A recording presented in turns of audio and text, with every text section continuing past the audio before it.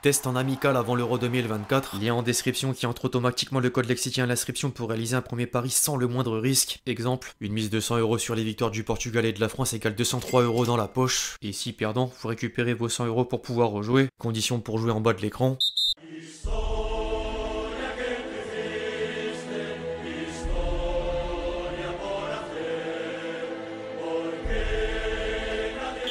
Comme s'il avait déjà la tunique blanche.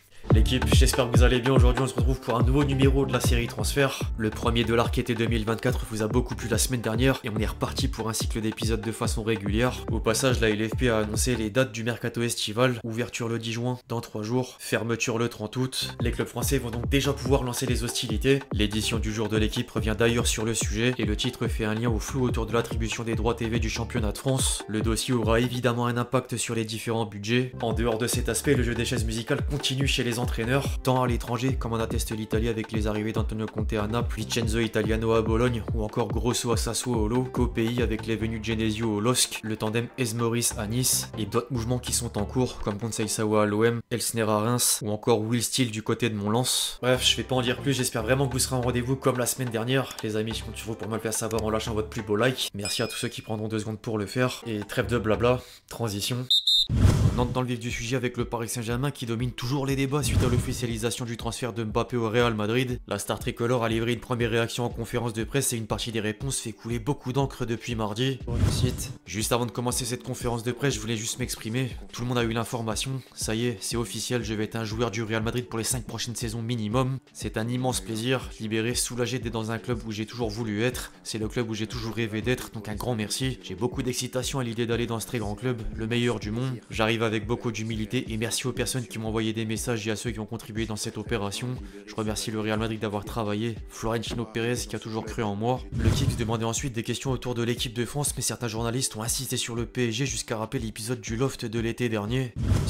On m'a fait comprendre que je jouerais plus, on me l'a dit en pleine face, on m'a parlé violemment, on me l'a dit par médias interposés. Luis Enrique et Luis Campos m'ont sauvé, j'aurais pas remis un pied sur le terrain sans eux. C'est pour ça que j'ai toujours eu cette reconnaissance par rapport au coach et au directeur sportif. Au PSG, j'étais pas malheureux, ça serait craché dans la soupe, mais c'est sûr que certaines choses et des gens m'ont rendu malheureux. Je pouvais pas le montrer en tant que leader, on suit pas un leader qui a le spleen, c'est un grand soulagement, je suis très content. Je pense que ça se voit facilement sur le visage, j'ai beaucoup moins joué en fin de saison et tout le monde sait pourquoi. C'est comme ça, il faut s'adapter quand on est joueur de haut niveau. Les mots du capitaine des Bleus ont provoqué la colère chez certains supporters parisiens et une source proche du club de la capitale a envoyé vite une réponse par l'intermédiaire de l'AFP avant d'en remettre une couche dans les colonnes de l'équipe.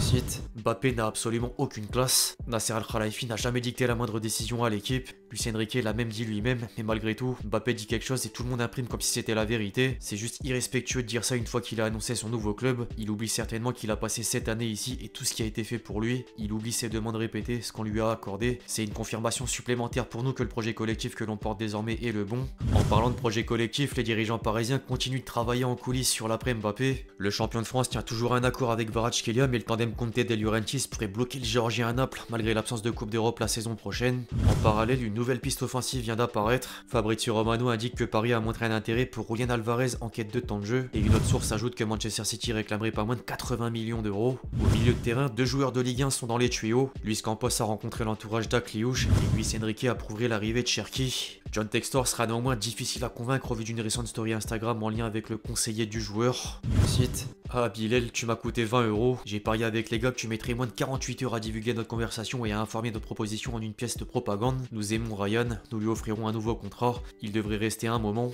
En défense, un cadre anglais s'immisce dans le duel PSG-Real Madrid pour Lenny Yoro. Marca rapporte que Manchester United a l'intention de former une offre de 60 millions d'euros à Lille et précise que la direction madrilène reste confiante malgré tout devant la volonté du joueur de rejoindre la Maison Blanche. Nasser Al-Khelaifi s'est quant à lui entretenu avec le copropriétaire du LOSC en personne. Affaire à suivre. Au rayon des départs, le Telly a annoncé la fin de l'aventure parisienne et confirme le souhait de Luis Enrique d'évoluer avec 3 gardiens la saison prochaine, dont Donnarumma, Safonov et Tenas. Aucune décision n'est encore prise concernant Sergio Rico. En parallèle, Skriniar a émis l'envie de rester en rouge et bleu dans un entretien pour un média slovaque avant de réitérer au sein de l'équipe. Cite, jusqu'à ma blessure, j'étais l'un des joueurs les plus utilisés de l'équipe. Bien sûr, ça aurait pu être mieux après la blessure. Il y a beaucoup de concurrence et il faut se battre pour obtenir une place. Quand l'entraîneur avait besoin de moi, j'ai été prêt pour 5-10 minutes et je suis heureux d'avoir joué des matchs complets à la fin de la saison. J'ai pas prêté attention aux rumeurs de départ, mais ça m'a glacé quand ma femme, mon père, ma mère, mon frère m'ont posé la question. J'ai rien entendu de tel de la part de l'entraîneur ou du directeur sportif du club. Personne m'a dit qu'il comptait pas sur moi, que je devais chercher un nouveau club. La blessure m'a ralenti, mais j'avance. Je suis bien à Paris, j'ai jamais regretté d'avoir franchi le pas. C'est un excellent club à tous les points de vue. Les 3 trophées que nous avons remportés sont venus s'ajouter à ma collection. En dehors de la capitale, certains clubs français passent la seconde à l'image de mon Lens. Lundi, Joseph Ougourlian a présenté le nouvel organigramme du Racing et donné quelques informations sur le mercato estival. Le président lensois serait contraint de vendre pour 100 millions d'euros à cause de différentes raisons, comme l'incertitude par rapport aux droits TV du championnat de France. Le deuxième de Ligue 1 édition 2022-2023 a décidé un retour à la rigueur budgétaire dont Wai pourrait faire les frais, mais les dirigeants du club artésien gardent de l'ambition et poursuivront la recherche de pépites à faible coût, en plus de miser sur le centre de formation. Pierre Drey aussi pousserait d'ailleurs à ramener Van den Kerkhoff en provenance de Metz, alors qu'un milieu de la réserve s'apprête à signer un premier contrat professionnel. Les prochaines décisions autour de l'effectif attendront sans doute la nomination du successeur de Francaise qui devrait s'appeler Will Steele, sauf énorme retournement de situation. En parallèle, d'autres clubs de l'élite voient planer la menace de départ au-dessus d'un ou deux cadres. La saison historique de Brest attise la convoitise de la Serie A et de Marseille pour Brassier. L'OM réfléchirait d'une autre part à céder Klose. L'autre olympique est entré en discussion avec la direction d'un club saoudien au sujet de la Lacazette et Cacré serait dans le viseur du Bayer Leverkusen. Le champion d'Allemagne aurait déjà mis la main sur un jeune défenseur du Stade Rennais en la personne de Bélocian contre 15 millions d'euros. Du côté de Monaco, Youssouf Fofana intéresse beaucoup l'AC Milan et le club du Rocher ferait toujours de Mikotadze une priorité. Hors de l'Hexagone, plusieurs écuries européennes avancent leur pion. Le Bayern serait ouvert au départ de Niabri, Mazraoui, Coman et Upamecano, mais envisagerait en retour les arrivées de Théo Hernandez, Jonathan Tah, Chris Furic, Xaver Schlager, Palinha, Madsen et même Xavi Simons. Le Barça espère qu'Hansi Flick parviendra à convaincre Kimmich en même temps de cibler Luis Diaz en attaque. En parallèle, Ansu Fati a déclaré vouloir réussir au club catalan dans les colonnes de Mundo Deportivo et pourrait revenir après le prêt à Brighton. L'Atlético Madrid connaît d'une autre part la volonté de Griezmann. Le champion du monde 2018 ne rejoindra aucun autre club européen avant un potentiel départ en MLS malgré la clause libératoire de 15 millions d'euros. L'Inter a promulgué BP Marotta président suite au départ de Zhang et s'apprête à prolonger Inzaghi sur le banc. En parallèle, l'AC Milan aurait l'intention de lever l'option d'achat de Zirkzee à hauteur de 40 millions d'euros. Les Rossoneri sont également venus faire concurrence à Naples au sujet de Lukaku, même si l'option d'un prêt semble difficile. Outre les deux Milan, la Lazio est sur le point d'officialiser le départ d'Igor Tudor après quelques semaines de tension en interne. Les Laziale ont d'une autre part obtenu un accord pour le transfert de Boulagia contre environ 10 millions d'euros. Enfin, outre-Manche, West Ham est proche de boucler la signature de Luis Guilherme pour la bagatelle de 30 millions d'euros. Chelsea a acté l'arrivée libre d'Adara Bioyo et place Michael Olise aux côtés de Benjamin Sesko dans le haut de la liste pour renforcer le secteur offensif. En parallèle, De Bruyne a ouvert la voie à un départ de Manchester City devant la presse. Je cite: « À mon âge, il faut être ouvert à tout.